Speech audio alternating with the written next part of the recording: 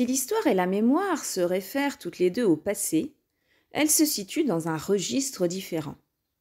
L'histoire est une science qui se construit au travers de traces, de documents, de méthodes d'analyse. La recherche historique s'efforce d'atteindre la vérité sur ce qui s'est passé et d'en transmettre la connaissance. Elle transmet la mémoire collective. L'historien ne doit pas juger le passé à l'aune des critères moraux, sociaux ou politiques actuels, mais seulement essayer de comprendre le passé. Il faut cependant se méfier, car parfois l'histoire peut être instrumentalisée par les gouvernements, que ce soit au niveau de l'enseignement ou au niveau des commémorations nationales. Celles-ci mettent en lumière le rapport des États à leur histoire. Selon l'intellectuel et historien André-Jean Tudesque, la réalité historique tend alors souvent à s'effacer derrière la remémoration. La mémoire est différente pour chaque individu et pour chaque groupe. Elle cherche à entretenir le poids du passé sur le présent et relève de l'affectif.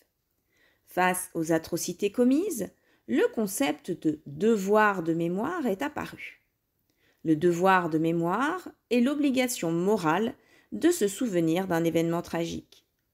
Il est lié aux notions de justice et d'éthique et prend un caractère idéologique ou affectif. Ce devoir de mémoire est remis en cause par les historiens, à l'instar de Philippe Joutard. Dans un État de droit et une nation démocratique, c'est le devoir d'histoire et non le devoir de mémoire qui forme le citoyen.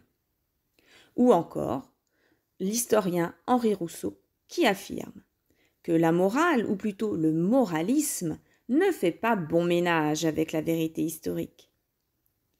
Au devoir de mémoire correspond son antithèse, le devoir d'oubli. Cette injonction intervient pour permettre la réconciliation nationale après des événements traumatisants pour des communautés. L'édit de Nantes, qui met un terme aux 8 guerres de religion qui ont secoué le royaume de France de 1562 à 1598, appelle à un oubli volontaire des atrocités pour assurer la construction de la paix. La même démarche est employée en Espagne après la période franquiste afin de faciliter la transition démocratique. Le devoir de mémoire s'impose au plus haut sommet de l'État avec l'instauration de lois mémorielles. Une loi mémorielle est une loi exprimant le point de vue officiel d'un État sur un événement dans le but de lutter contre la négation de faits historiques. Entre 1990 et 2005, 4 lois mémorielles sont votées. La loi Guessot, en 1990, réprime tout acte raciste, antisémite ou xénophobe et transforme en délit le négationnisme du génocide juif. En 2001 est reconnu le génocide arménien, perpétré par la Turquie en 1915 durant la Première Guerre mondiale. On estime que ce génocide, toujours nié par la Turquie, a abouti à la mort d'1,5 million d'Arméniens. En 2001, la loi Taubira reconnaît la traite et l'esclavage comme un crime contre l'humanité. En 2005, la France reconnaît la contribution nationale en faveur des Français rapatriés qui ont participé à la colonisation. Ces 4 lois mémorielles ont des objectifs différents. Création de nouveaux droits ou de nouveaux délits, reconnaissance d'un fait ou lecture d'un fait historique. Ce dernier objectif se réfère à la loi de 2005 et crée des polémiques ainsi que des tensions internationales avec les pays concernés. En effet, l'injonction est que les programmes scolaires reconnaissent le rôle positif de la présence française en Outre-mer et notamment en Afrique du Nord. Le peuple et le gouvernement algérien s'insurgent. En France, les historiens protestent contre cette volonté d'imposer une histoire officielle et de restreindre leur liberté et la recherche de la vérité. D'autres protestations émergent, cette fois contre la loi mémorielle de 2001. La reconnaissance d'un génocide est un acte positif, mais sélectif. D'autres génocides sont ignorés. Ainsi, une loi mémorielle répondrait davantage à une logique communautariste, à une guerre de mémoire et à une concurrence des victimes. Le député Noël Mamère déclare ainsi que nos indignations ne doivent pas être sélectives. Françoise Chandernagor dénonce le risque pour chaque communauté de réclamer une loi mémorielle afin de sacraliser son propre malheur. En décembre 2005, 19 historiens réclament l'abrogation de l'ensemble des lois mémorielles. La découverte des camps au sortir de la Seconde Guerre mondiale souligne la nécessité de définir, dans le droit, les différents crimes qui ont été perpétrés et de juger les criminels.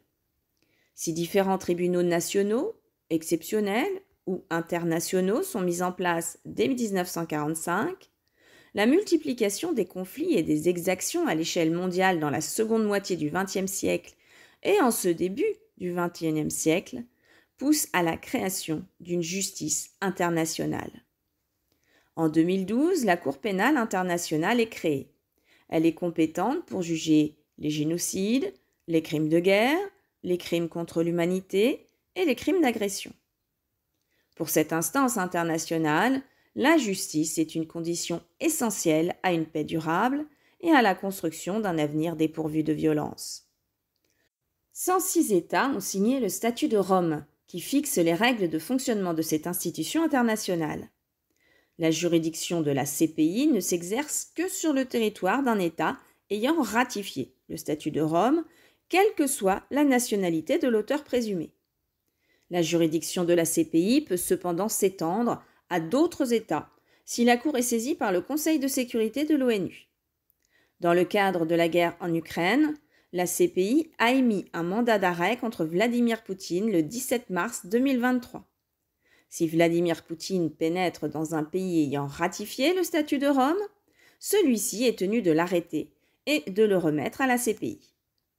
La participation de Vladimir Poutine à la réunion des BRICS qui a lieu en Afrique du Sud en août 2023 pose problème au gouvernement de ce pays d'accueil. Pour l'instant, l'Afrique du Sud refuse d'envisager une collaboration avec la CPI et de respecter les engagements du statut de Rome.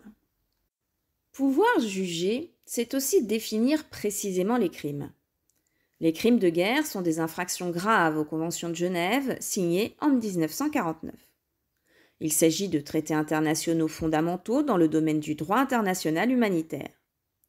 Sont reconnus comme crimes de guerre le fait d'utiliser des enfants soldats, de tuer ou de torturer, d'attaquer intentionnellement des hôpitaux, des monuments historiques ou des bâtiments consacrés à la religion, à l'enseignement, à l'art, à la science ou à l'action caritative.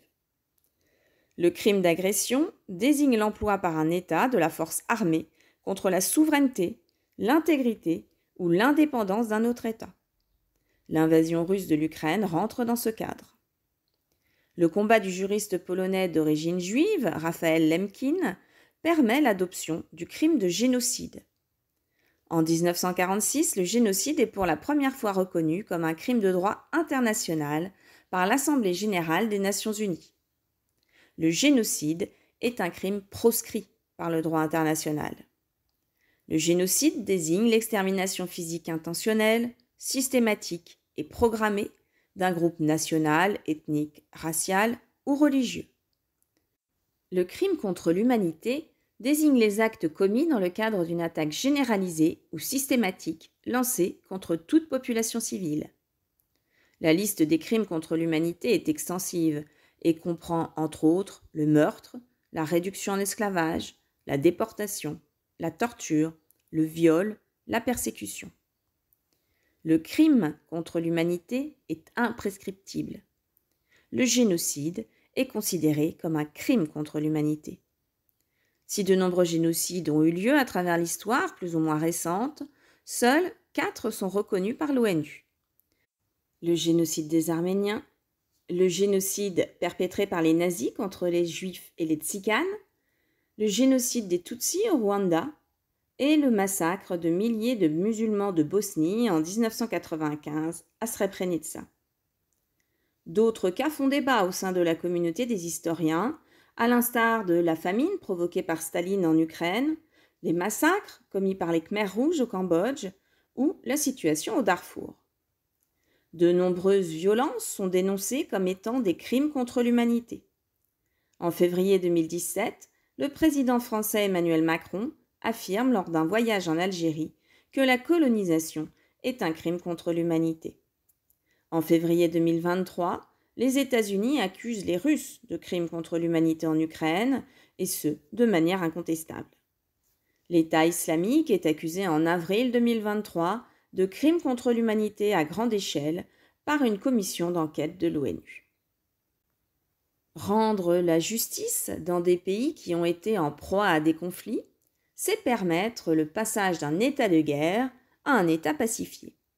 On parle alors de justice transitionnelle, c'est-à-dire d'un ensemble de mesures auxquelles un nouveau pouvoir a recours pour rétablir la paix et le droit, dans un contexte de sortie de conflit ou de transition démocratique.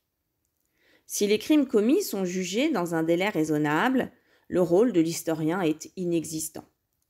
A l'inverse, plus le procès a lieu dans une temporalité éloignée des faits commis, plus son expertise va être sollicitée. De même, les victimes survivantes sont indispensables à l'établissement des responsabilités. L'avènement du témoin, selon l'expression d'Annette Vivorka, a émergé lors des procès tardifs des criminels nazis.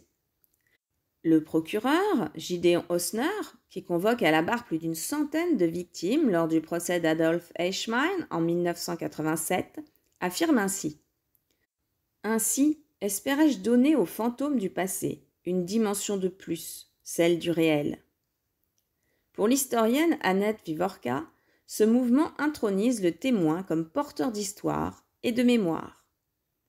D'autres procès contre des criminels nazis suivent celui d'Adolf Eichmann, y compris en France, où se déroulent les procès du milicien Paul Touvier en 1994 et de Maurice Papon entre 1997 et 1998. Tous ces procès partagent les mêmes caractéristiques: de très nombreux témoins et une très forte médiatisation. De même, ces procédures sont filmées dans leur intégralité pour servir à l'histoire. En effet, ces procès servent à donner une leçon d'histoire aux jeunes générations.